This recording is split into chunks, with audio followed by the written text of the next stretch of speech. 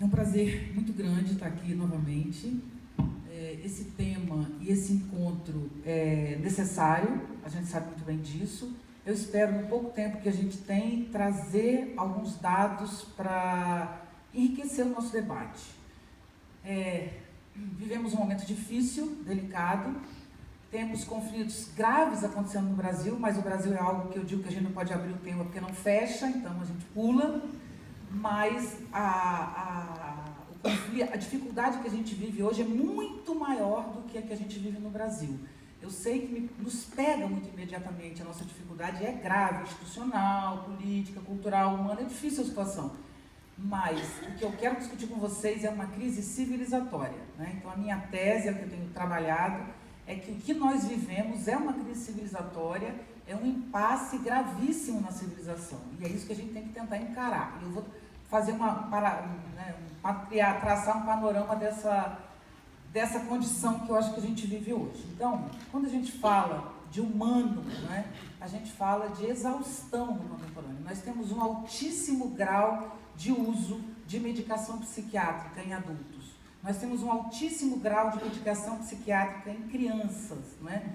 Nós temos um altíssimo grau um índice elevadíssimo de suicídio entre jovens. É a segunda causa de morte de jovens no mundo, é o suicídio. No Brasil é o terceiro, que o segundo é o homicídio de jovens negros e pardos nas periferias dos grandes centros. Mas o suicídio é uma realidade, especialmente entre jovens. Então, existe uma exaustão, basicamente, do humano. A vida se tornou algo extremamente difícil, se tornou muito penoso viver. Viver é uma penalidade quase para todos nós. E todos nós, generalizando, né, ampliando muito essa questão. Mas, enfim, é um impasse muito grande para o humano. E o que eu acho que acontece nesse processo é que estamos diante de um novo humano que começa a nascer. Então, eu vou tentar traçar alguns pontos rapidamente sobre essa questão. Quando a gente utiliza como referência uma perspectiva científica, como da paleoantropologia, e eu vou usar essa referência o tempo inteiro numa perspectiva crítica, porque o que eu vou discutir aqui, que me chama muita atenção nesse debate, é exatamente uma discussão contemporânea entre ciência e fé, que é o instituto que trouxe a gente aqui. Então, apesar de utilizar essa referência científica, vocês vão perceber que ela é o tempo inteiro revista na minha visão, né? Então, nós temos há 500 mil anos o surgimento de uma espécie que a gente chama de Homo sapiens. E ela se identifica por uma capacidade cerebral muito grande, de acúmulo de memória. Nós temos há 100 mil anos atrás o surgimento exatamente da nossa espécie, há 100 mil anos, não é há 500, a nossa espécie é 100, que se chama Homo sapiens sapiens. Então, o sapiens é o que pode saber e produzir conhecimento porque ele tem memória. Mas o sapiens sapiens não é só alguém que pode saber, é alguém que sabe que sabe. Então é o nascimento da consciência, né? Então há 100 mil anos atrás é um marco, e eu desenvolvi isso no meu livro O Homem que Sabe, do Homo sapiens, a crise da razão.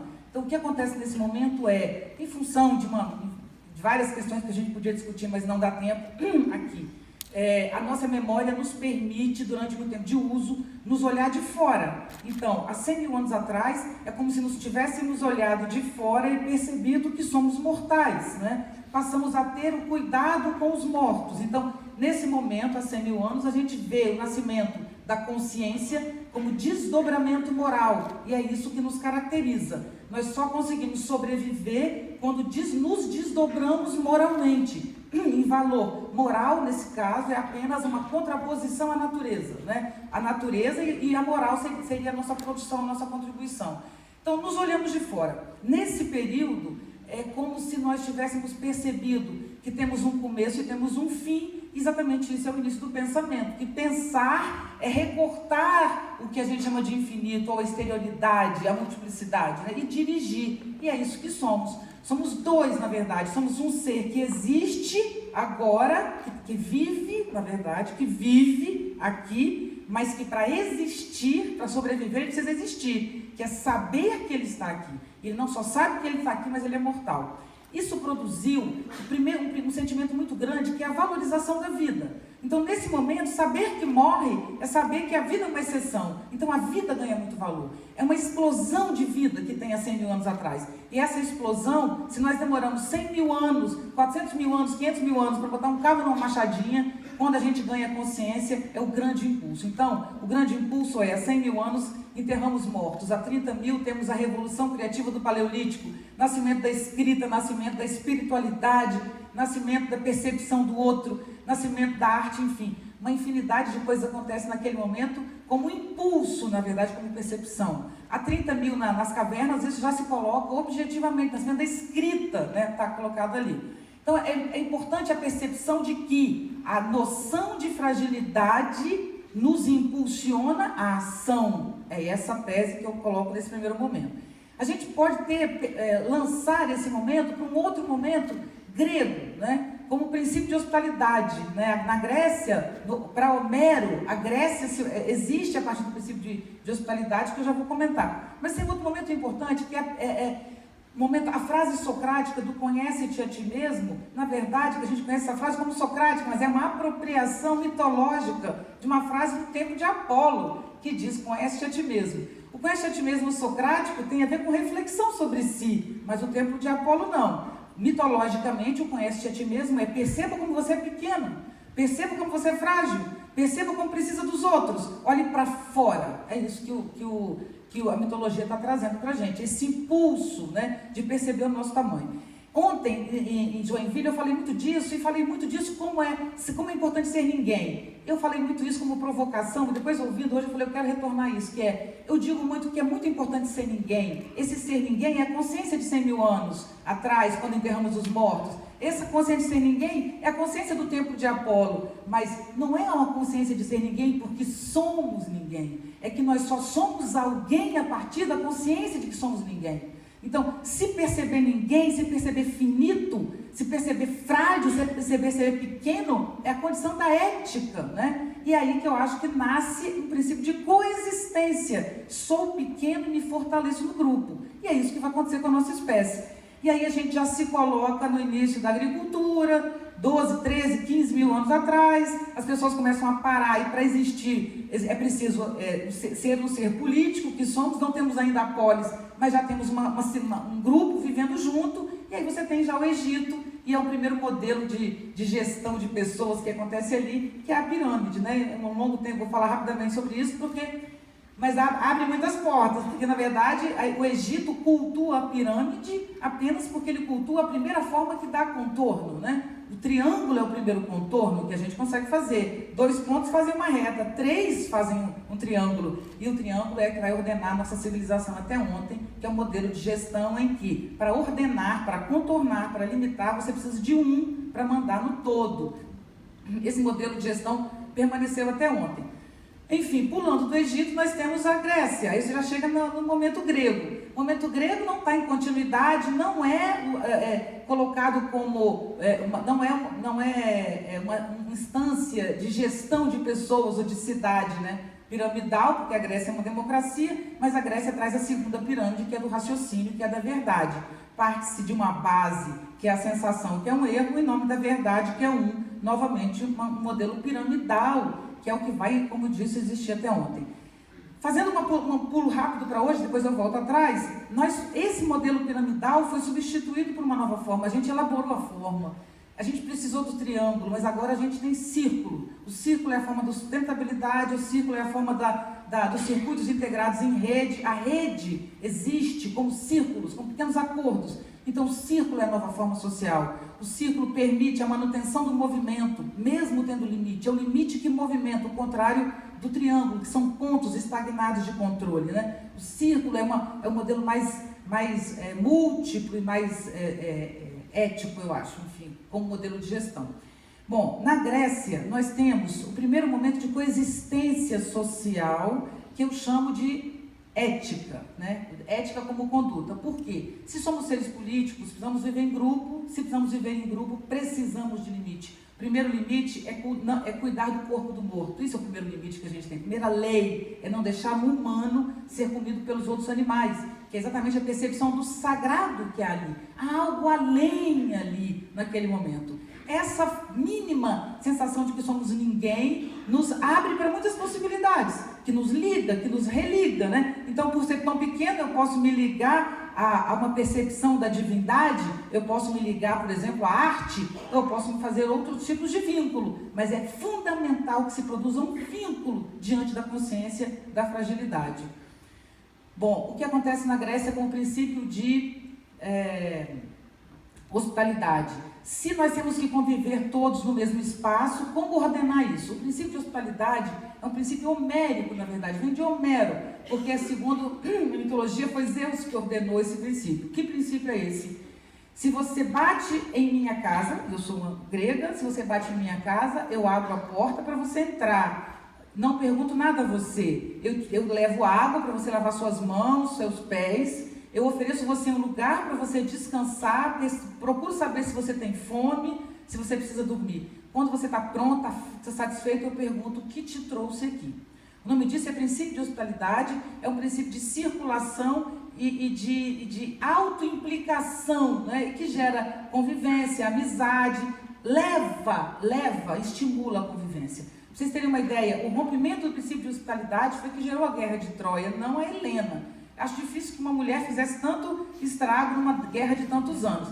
O que aconteceu é que Helena, o Príamo, o rei de Troia, o filho dele, o Menelau, foi visitar, o filho dele, Paris, foi visitar o Menelau, que é o rei, marido da Helena.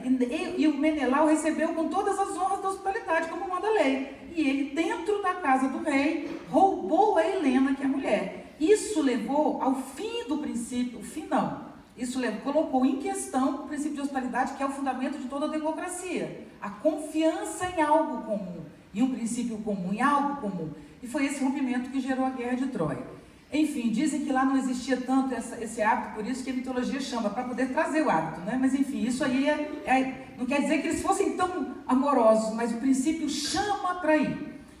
A gente pula desse princípio de hospitalidade, que eu chamo de um período em que a ética é dada pela conduta. Nós não temos princípios morais ainda, por isso que eu chamo de ética. Então, o que estabelece a boa convivência? Criação de atitudes, de comportamento. Então, é como se fosse um modo modesto de pensar a gente mesmo e dizer, somos fracos, somos pequenos, somos do outro, precisamos aceitar o outro e vamos criar condutas, e essas condutas nos levam a uma vida ética, uma vida comum, mais agradável, enfim, respeitosa e tal.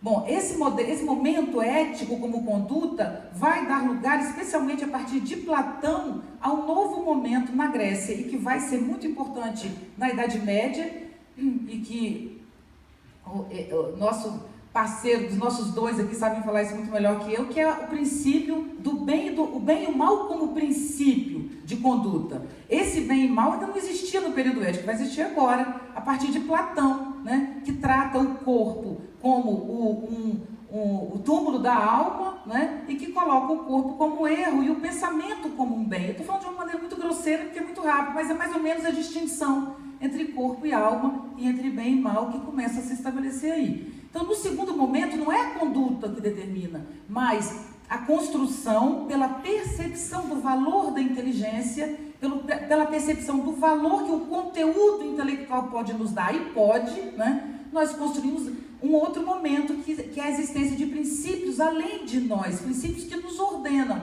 E vivemos, então, no segundo grande período, ordenados por esses princípios eternos, tanto pensados religiosamente como intelectualmente, como o mundo das ideias, etc. Esses dois períodos darão lugar a um terceiro, que é esse que é o grande incômodo para o Nietzsche, que é o autor que eu uso como referência para ler a civilização, e que é o que eu utilizo aqui. Quando Nietzsche diz Deus morreu, ele está dizendo que Deus morreu. Ele está dizendo que o lugar que construímos para Deus não existe mais. Quem matou Deus para o Nietzsche foi a ciência. Então, é como se eu dissesse, num determinado período, nós construímos limites de conduta para ordenar o nosso excesso, né? Porque nos sabemos excessivos e precisamos nos ordenar. No segundo momento, nós temos princípios éticos, morais, que nos fazem levar adiante um projeto de contenção de si, de limitação para uma coexistência, certo? No terceiro momento, a ciência diz, o mundo pode se adaptar ou pode se adequar a nós, ou seja, a ciência nos promete adequar o mundo ao nosso desejo. Então, assim, você não precisa mais de um princípio moral ou artístico ou uma conduta para resolver a tua questão. Eu tenho um psiquiatra, por exemplo, que dá conta com medicação da sua angústia, né? Eu posso resolver na própria natureza as angústias que te incomodam. Então, é como se não precisa... O período que a gente chama de modernidade é como se a nossa fragilidade não fosse mais o centro da questão. Nós nos tornamos fortes. Então, como Nietzsche pensa isso? O lugar que era pensado como um lugar do divino, na Idade Média, foi colocado como lugar, o lugar permaneceu, saiu o detentor do lugar, mas entrou um outro ser no lugar, que é o cientista. Então, para o Nietzsche, o ser humano se colocou, a partir daí, no lugar da ciência que é capaz de resolver todos os conflitos humanos. Isso nos fortaleceu e nos potencializou muito nessa cristalização do sujeito. O que nós temos nesse momento, muito marcante, é o pensamento cartesiano.